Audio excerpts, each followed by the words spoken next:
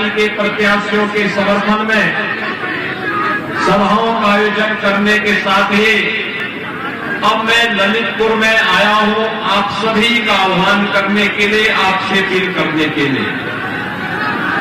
भाइयों बहनों, आज हमारा बुंदेलखंड धरती का स्वर्ग बनने की ओर अग्रसर है। अब बुंदेलखंड में क्या नहीं है, सब कुछ बुंदेलखंड में अब मौजूद हो चुका है। बुंदेलखंड की सबसे बड़ी परेशानी थी यहाँ की माताओं और बहनों के लिए पानी की समस्या थी। घर में पानी नहीं होता था और उन्हें दूर दूर जाकर के पानी के लिए मजबूर होना पड़ता था।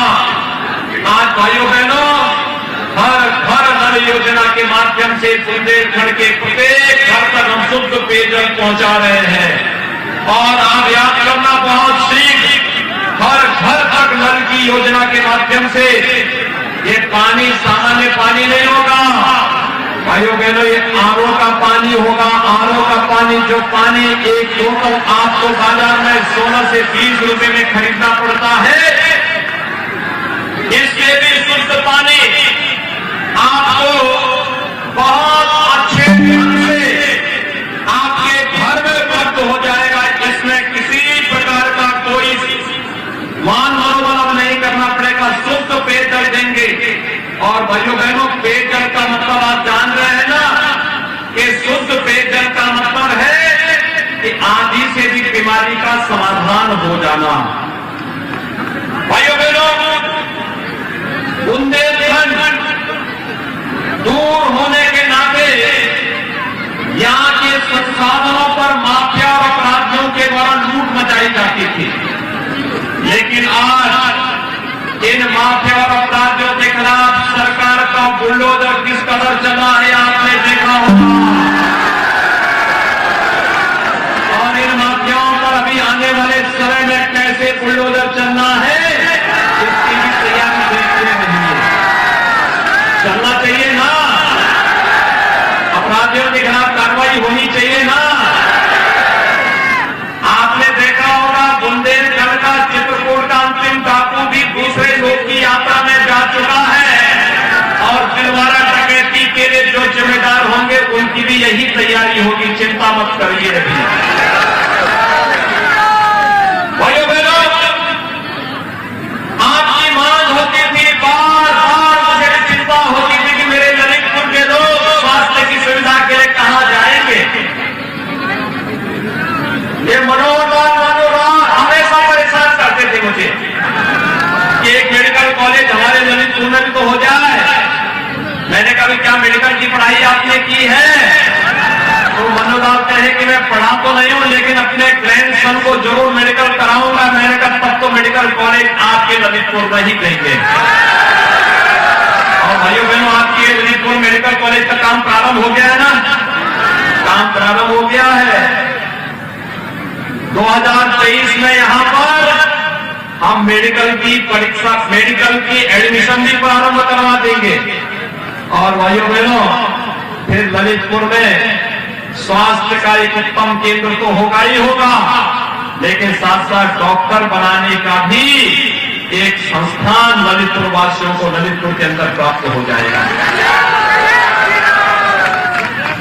भाइयों बहनों, ललितपुर में बुंदेलखंड का सबसे अच्छा जल संसाधन, लेकिन अभी केन बेतवा नहर को नदियों को जोड़ने दीजिए।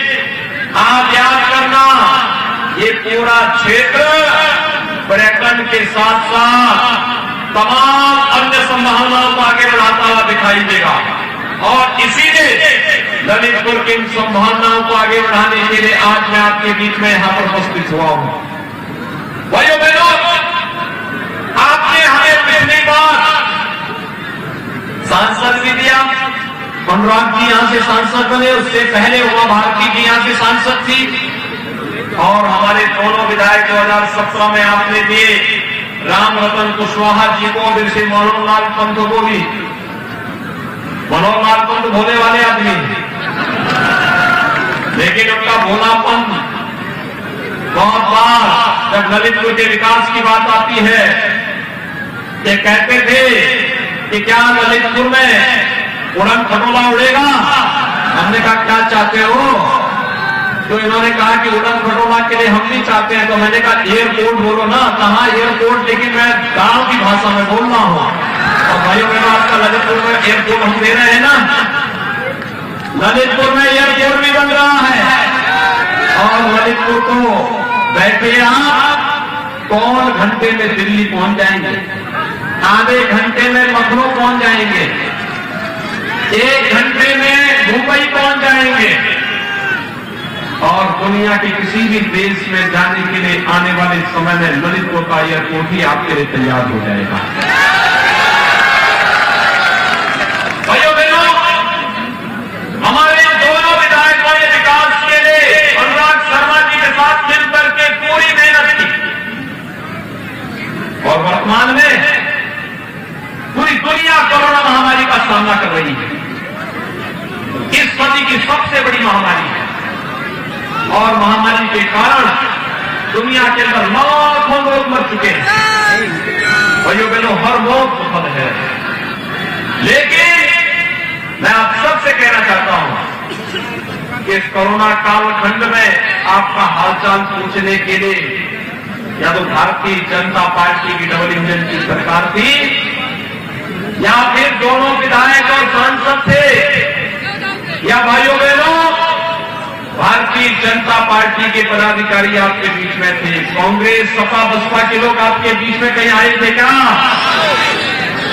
फ्री में टेस्ट, फ्री में उपचार और फ्री में वैक्सीन भी कितने लोगों ने वैक्सीन ले लिए हैं? अभिनंदन आप सबका। ये वैक्सीन कोरोना के खिलाफ देश की लड़ाई का प्रतीक है। और भाइयों बहनों, इसी वैक्सीन के कारण उत्तर प्रदेश में 70% लोगों ने वैक्सीन की पहली डोज ले ली है। सामने, हाँ, बल्ली के सामने है। दूसरी डोज लेने वाले 75% से अधिक हो गए हैं। और इसी वैक्सीन ने, भाइयों बहनों, इसी वैक्सीन ने आपकी जान को बचाया है। कोरोना की तीसरी वेव को पूरी तरह रोक दिया है। आप मुझे बताइए, जो लोग वैक्सीन के बारे में भ्रम पैदा कर रहे थे, वे सही काम कर रहे थे क्या? वे तो आपके जीवन के साथ खिलवाड़ कर रहे थे। वे लोग आपके जीवन के साथ खिलवाड़ कर रहे थे। और मैं इसीलिए आपके बीच में आया हूं। वैक्सीन से जान बची है। विरोधी उस समय कहते थे कि ये जो है वैक्सीन, ये वैक्सीन तो मोदी वैक्सीन है, ये भाजपा वैक्सीन है। आज उनको जवाब दीजिए कि मोदी वैक्सीन से ही जान बची है। इसी मोदी वैक्सीन और भाजपा वैक्सीन से जान बची है, तो वोट भी यही जाएगा। बोलेंगे? सभी लोग सहमत हैं? भाइयों बहनों, विरोधियों को जवाब देने की आवश्यकता है। और अब तक की किसी भी महामारी में एक काम होता था, बीमारी से तो मौत होती थी, उससे ज्यादा मौतें होती थी भूख से। डबल इंजन की सरकार है, 2 बार राशन मिल रहा है कि नहीं मिल रहा है? मिल रहा है ना। ये राशन क्या 2017 के पहले भी मिलता था? आज मिल रहा है ना। 2017 के पहले भाइयों बहनों यही राशन सपा के गुर्गे खा जाते थे। मायावती जी, बहन जी का जो हाथी है ना, हाथी के पेट में सबका राशन चला जाता था, गरीबों का राशन चला जाता था।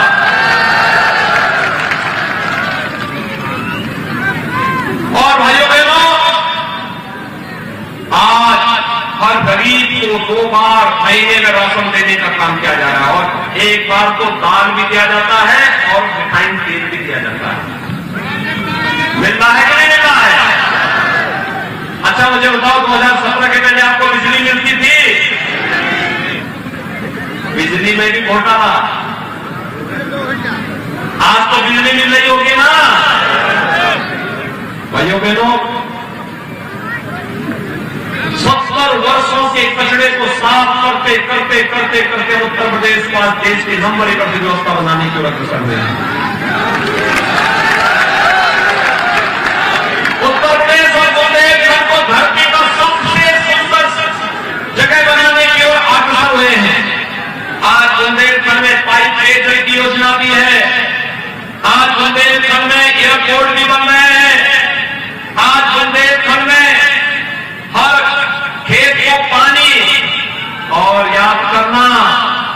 बुंदेलखंड में हम डिफेंस कॉरिडोर भी दे रहे हैं। पिछली सरकार क्या बनाती थी? समाजवादी पार्टी के कुल के जगह जगह तमंचा बनाते थे और फिर राहदरी करवाते थे, लूटपाट करवाते थे। हमारी सरकार आई, तमंचों की फैक्ट्री बंद। ये जो अभी कुछ हो रहा है ना, ये जो अभी 4 सालों तक 4.5 वर्षों तक दिनों के अंदर दुबके हुए थे, इलेक्शन कमीशन की नोटिफिकेशन के बाद थोड़ा बिल लाने लग गए हैं। इंतजार 10 मार्च तक इंतजार करें, 10 मार्च के बाद इनको फिर बिलों के अंदर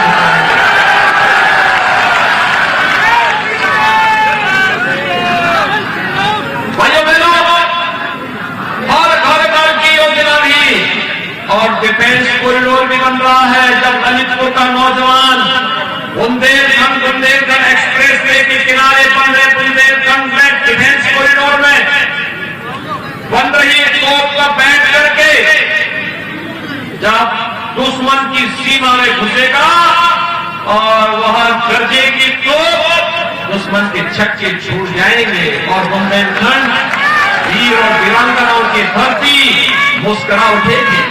ये है बुंदेलखंड। भाइयों बहनों, फर्क साफ है। भारतीय जनता पार्टी ने 2017 में जो कहा सो करके दिखाया। हमने कहा था ना, अयोध्या में भगवान राम का मंदिर बनेगा, आज बन रहा है ना। क्या ये काम कांग्रेस सपा बसपा के लोग कर पाते? क्या ये लोग करते? ये माफिया राज से लोग निपट पाते? विकास का कार्य लोग करा पाते? राशन है, बिजली है, ये लोग दे पाते? मैं भी आ रहा था, यार जैसे हमारा हेलीकॉप्टर लैंड किया, मैंने देखा 2 बच्चे अपनी मां के साथ खड़े थे। उन्होंने बेसिक शिक्षा परिषद की स्कूल के यूनिफॉर्म पहने हुए थे, हाथ हिला रहे थे, अभिवादन कर रहे थे। मुझे अच्छा लगा। देखिए, आज हमारे बेसिक शिक्षा परिषद में पढ़ने वाले बच्चे भी अच्छी यूनिफॉर्म पहन रहे हैं। जूते मोजे गरीब का बच्चा भी पहन रहा है और सर्दियों में स्वेटर भी उसको सरकार के द्वारा उपलब्ध कराई जा रही है।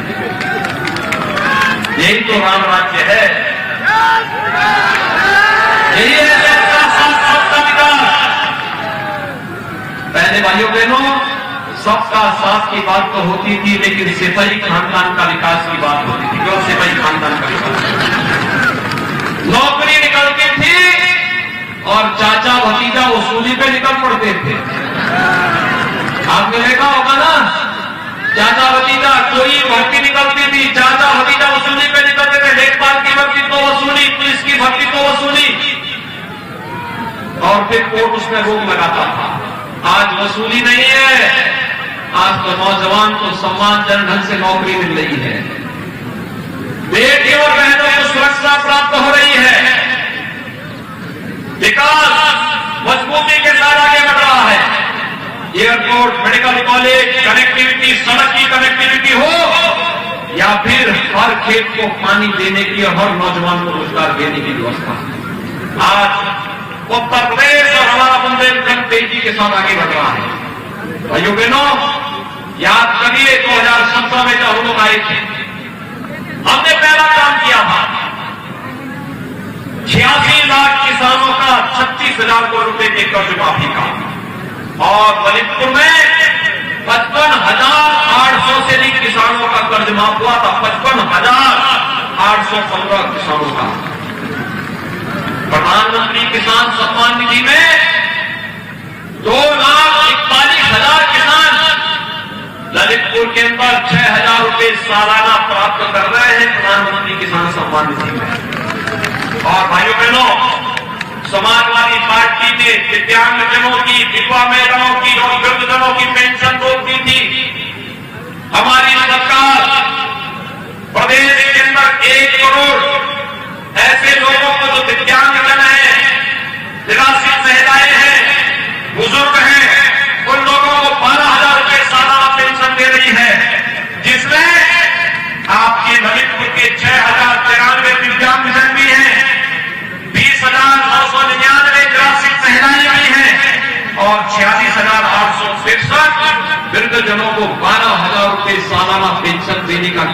हमारी सरकार कर रही है।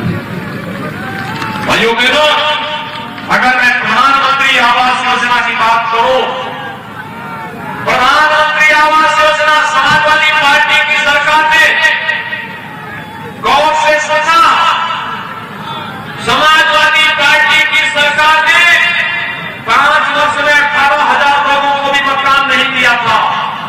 हमारी सरकार ने पूरे प्रदेश में 43,50,000 गरीबों को एक मतदान दिया है। 43,50,000।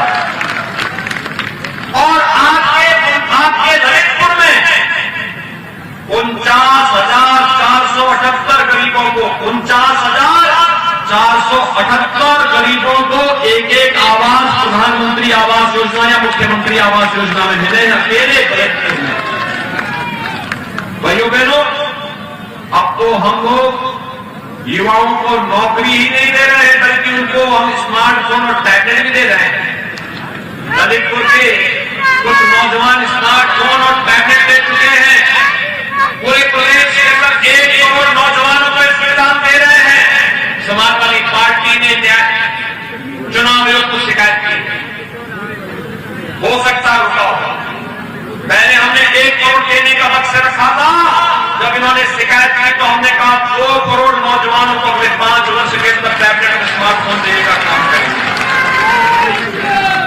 भाइयों बहनों, ये लोग विकास के विरोधी हैं, माफिया राज के समर्थक हैं, अराजकता के समर्थक हैं, गुंडागर्दी इनके जीन्स का हिस्सा है, भ्रष्टाचार इनका संस्कार है। ये लोग क्या सेवा कर पाएंगे? सेवा, सुरक्षा, सम्मान और स्वावलंबन ये भारतीय जनता पार्टी का मंत्र है। प्रधानमंत्री जी ने सबका साथ सबके विकास की बात की है।